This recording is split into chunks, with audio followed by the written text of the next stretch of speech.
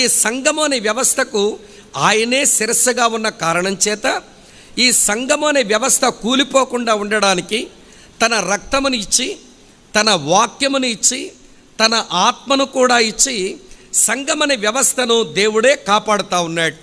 ఆయనే దాన్ని కాపాడుకుంటాడు కూడా. కాబట్టి అప్పుడప్పుడు మనం ఉజ్జా లాంటి వాళ్ళం అయిపోతాం. ఏంటి ఉజ్జా ప్రయత్నం అని అంటే, నిబంధన మందసం పోతున్నది, ఆ ఎద్దు యొక్క కాలు బెనికింది, ఆ ఆవు యొక్క కాలు బెనికింది, అది కింద పడిపోబోతున్నది. వెంటనే ఉజ్జా దాన్ని పట్టుకోవడానికి ప్రయత్నం చేసి అతను అక్కడికక్కడే చావడం మనం బైబిల్లో చూస్తాం.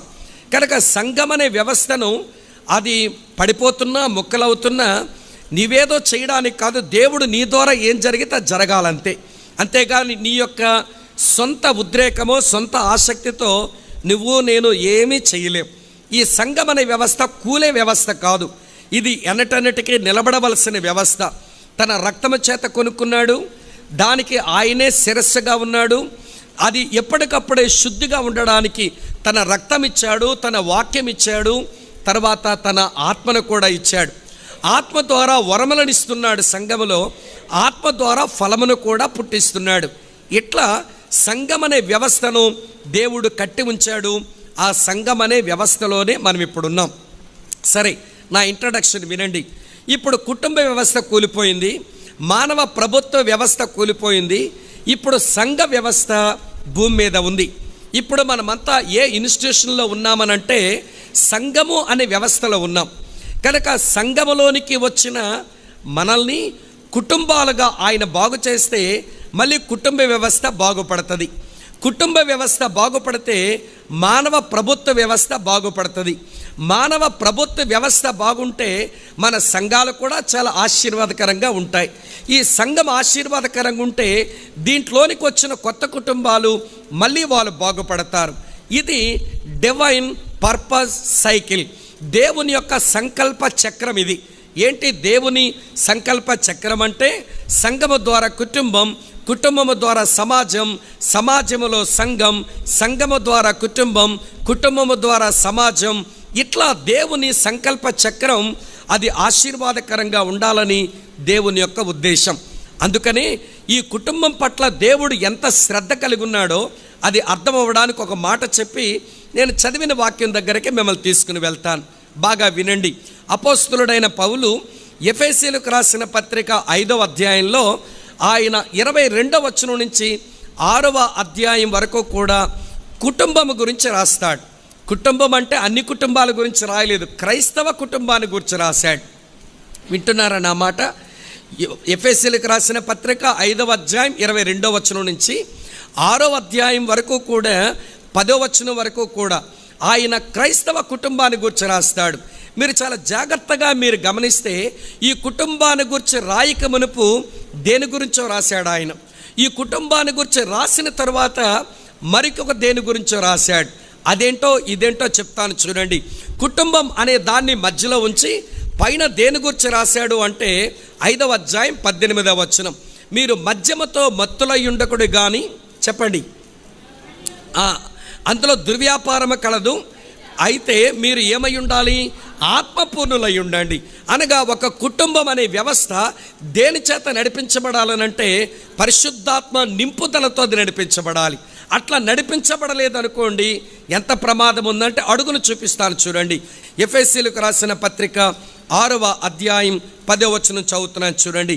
తుదకు ప్రభు యొక్క మహాశక్తిని బట్టి ఆయన యందు బలవంతులై ఉండండి, మీరు అపవాది తంత్రకు శక్తిమంతులగునట్లు దేవుడిచ్చు సర్వాంగ కవచమును, చెప్పండి, ధరించుకోండి. ఈ ఫ్యామిలీ గురించి రాసిన తర్వాత అడుగున దేని గురించి రాస్తున్నాడు? దాని క్రింద మీరు ఎక్కడ ఉన్నారా? క్రిందని అపవాది. కనుక ఆత్మ స్వాధీనములో ఒక క్రైస్తవ కుటుంబం లేకపోతే ఖచ్చితంగా ఈ కుటుంబం అపవాది నోట్లోనే పడుతుంది అని మనం తెలుసుకోవాలి. అందుకే కుటుంబాన్ని గురించి అంత శ్రద్ధ, అంత గొప్ప ఉద్దేశం దేవుడు కలిగి ఉన్న కారణం చేత ఈ రోజున సంఘములోనికి వచ్చిన కుటుంబాలను దేవుడు బాగు చేసి సమాజాన్ని ఉద్ధరించడానికి దేవుడు ఆశపడుతున్నాడు అనే సత్యం ముందు మీ మనసులో పడాలని నేను కోరుతున్నాను. ఎందుకంటే ఈరోజు వేస్ట్ అయిపోయింది, అనవసరంగా వచ్చాను అన్న బాధ లేకుండా అసలు మీ ఫ్యామిలీ విషయంలో దేవుడు ఎంత గొప్ప ఉద్దేశాన్ని కలిగి ఉన్నాడో అది మీకు అర్థం కావడానికి ఈ మాటలు చెప్పాను. సరే, ఇప్పుడు నా సందేశంలోకి వెళ్తాను. చాలాసార్లు ఫ్యామిలీగా చర్చకు వచ్చాం, ప్రార్థనలు చేసుకోవడానికి వచ్చాం. దేనికి వచ్చినట్లు మనం ప్రార్థన చేయటమో, ఆరాధించడమో, లేక ఒక బైబిల్ స్టడీకి రావటమో, ఈ అన్నిటి వెనకాల మనకున్న మోటివేషన్ ఏంటి? దేని కొరకని, ఎందు కొరకని మనం ఇక్కడికి వస్తున్నాము? ఆరాధన కావచ్చును, ప్రార్థనా కూడికలకు కావచ్చును, లేకపోతే ఒక బైబిల్ స్టడీ కావచ్చు. మన మందిరంలోనికి ఎందుకొరకు వస్తున్నాము? మనం ఇక్కడ రావడానికి వెనకాల ఉన్న మోటివేషన్ ఏంటి అనంటే, నేను ఖచ్చితంగా చెప్తాను, ఆంధ్రుల మోటివేషన్ ఏంటనంటే, నేను దేవుని యొద్ద నుంచి ఆశీర్వాదం. అంతేనా? దేవుని యొద్ద నుంచి ఏదైనా ఆశీర్వాదం పొందుకోవాలి, దేవుని దగ్గర నుంచి నా అవసరాలు తీర్చుకోవాలి.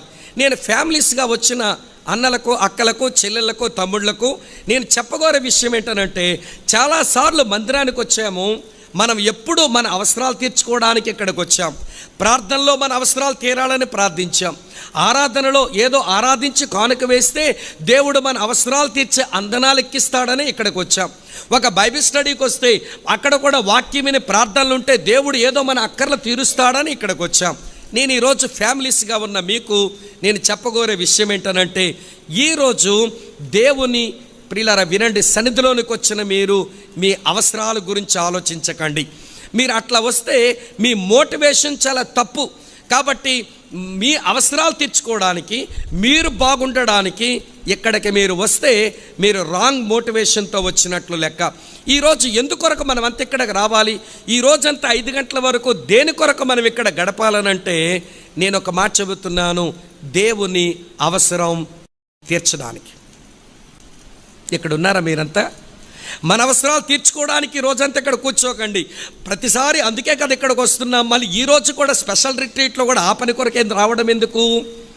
కనుక మన అవసరాలు తీర్చుకోవడానికి ప్రతిసారి వచ్చాము. ఈరోజు మన అవసరాలు మర్చిపోదాం. ఈరోజు దేవుని అవసరం మనం తీర్చుదాం. ఒక ప్రశ్న, దేవునికి అవసరాలు ఉంటాయండి అని మీరు అంటారేమో. మీరు ఎక్కడ ఉన్నారా? అర్థమవుతున్నాయి నా మాటలు? దేవునికి అవసరాలు ఉంటాయా? అవును, దేవునికి అవసరాలు ఉన్నాయి. దేవుడు చాలా అవసరతలో ఉన్నాడు. ఆయన అవసరాలు ఏంటో 2-3 వచనాల్లో చూపించి మనం చదువుకున్న వాక్య దగ్గరకు మనం వస్తాం. రండి నాతో కలిసి యెషయా గ్రంథం చదువుదాం. యెషయా గ్రంథం 59వ అధ్యాయం 16వ వచనం చూడండి. సంరక్షకుడు లేకపోవుట ఆయన చూచెను, మధ్యవర్తి లేకుండాట చూచి ఆశ్చర్యపడెను. వింటున్నారా ఈ మాట? దేవునికి ఎవరు కావాలట? దేవుడు ఒక అవసరంలో ఉన్నాడు. దేవుని అవసరం ఏంటనంటే, సంరక్షకుడుగా ఉండేవాడు ఎవడో కావాలి, మధ్యవర్తిగా బ్రతికేవాడు ఎవడో కావాలి. ఈ భూమి మీద సంరక్షకులు లేరు, ఈ భూమి మీద మధ్యవర్తులు లేరు. ఇది నా అవసరం అంటున్నాడు దేవుడు. 2-3 పేజీలు తిప్పండి. అదే యెషయా గ్రంథం 64వ అధ్యాయం 7వ వచనం చూడండి. యెషయా గ్రంథం 64వ అధ్యాయం 7వ వచనం. నీ నామమున బట్టి మొర్రపెట్టువాడు ఒకడును లేకపోయెను, నిన్ను ఆధారము చేసుకున్నటకై తన్ను తాను ప్రోత్సాహపరుచుకున్నవాడు ఒకడును లేడు. దేవునికి అవసరం ఏంటనంటే, ప్రార్థన చేసేవారు, ప్రార్థనకి తమ్ము తాము పురుకొల్పుకునే వాళ్ళు, ఇతరులకు కూడా పురుకొల్పేవారు కనబడడం లేదట. అది అనవసరం. సంరక్షకులు కావాలి, మధ్యవర్తులు కావాలి, ప్రార్థన చేసేవాళ్ళు, ప్రార్థనలకు ఇతను పురుగొల్పే వాళ్ళు కావాలి. అది దేవుని యొక్క నీడ్, అది దేవుని యొక్క అవసరత. మీ నాతో ఉన్నారా? ఇంకొక మాట కూడా చూపిస్తాను. ఇర్మియా గ్రంథం 5వ అధ్యాయం దగ్గరకు రండి. ఇర్మియా గ్రంథం 5వ అధ్యాయం 1వ వచనం చూపుతున్నాను. ఇర్మియా గ్రంథం 5వ అధ్యాయం 1వ వచనం చూడండి. నేను ఇట్లా చదువుతాను. కాకినాడ వీధుల్లో అటు ఇటు పరిగెత్తచ్చు చూచి తెలుసుకునుడి, దాని హైవే రోడ్లో విచారణ చేయండి, న్యాయము జరిగించచ్చు నమ్మకముగా ఉండ యత్నించుచున్న ఒకడు మీకు కనబడితే నేను కాకినాడను క్షమించుదును. ఇప్పుడు ఇది దేవుని అవసరం. దేవునికి ఎవరు కావాలట? నమ్మకముగా బ్రతకడానికి యత్నించే వాళ్ళు దొరికితే చాలు. నమ్మకంగా బతికే వాళ్ళు అక్కర్లా, నమ్మకంగా బ్రతకడానికి ప్రయత్నించిన వాళ్ళు దొరికితే చాలు. ఇది నా అవసరం. వింటున్నారా ఈ మాట? దేవునికి మనకే అవసరాలు ఉంటాయని మనం ఉదయం లేచిన దగ్గర నుంచి రాత్రి పడుకునే వరకు, జనవరి 1వ తారీఖు నుంచి డిసెంబర్ 31వ తారీఖు వరకు జీవితకాలం మన అవసరాల గురించే దేవుని సంధికి వస్తాము, మన అవసరాల గురించే మనం ఆలోచిస్తాము. ఈరోజు ఆలోచన బయట పెట్టండి. ఈరోజు దేవుని యొక్క అవసరం తీర్చడానికి ఆలోచించే వాళ్ళంగా ఈరోజు ఇక్కడ మనం ఇక్కడ కూర్చుందాం. దేవుని అవసరం సంరక్షకులు కావాలి, దేవుని అవసరం మధ్యవర్తులు కావాలి, దేవుని యొక్క అవసరం ప్రార్థించే వాళ్ళు కావాలి, దేవుని యొక్క అవసరం నమ్మకంగా బ్రతకడానికి యత్నించే వాళ్ళు దొరకాలి. సరే, అవన్నీ పాత నిబంధనలో అది దేవుని అవసరాలు. సరే, మన న్యూ టెస్టమెంట్ క్రిస్టియన్సే కదా మనం.